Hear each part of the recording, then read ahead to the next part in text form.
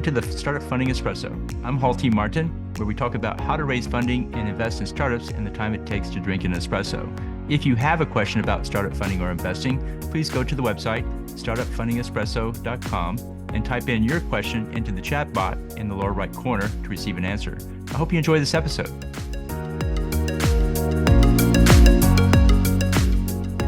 Hello, this is Hall T. Martin with the Startup Funding Espresso, your daily shot of startup funding and investing.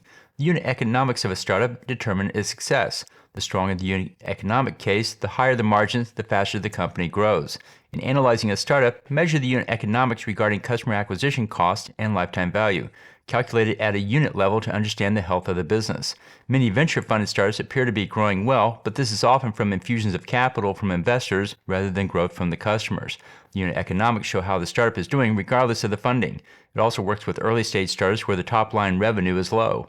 By looking at the systems behind the startup, such as sales, service, and support, one can see if the basic systems are working. The margin on each sale, cost to acquire a customer, and lifetime value give an accurate accounting of the business.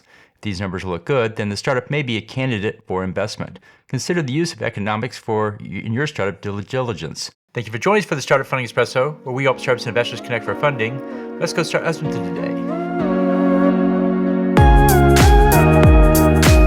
Hall T. Martin is the director of Investor Connect, which is a 501c3 nonprofit dedicated to the education of investors for early-stage funding.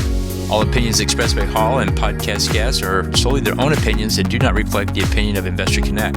This podcast is for informational purposes only and should not be relied upon as a basis for investment decisions.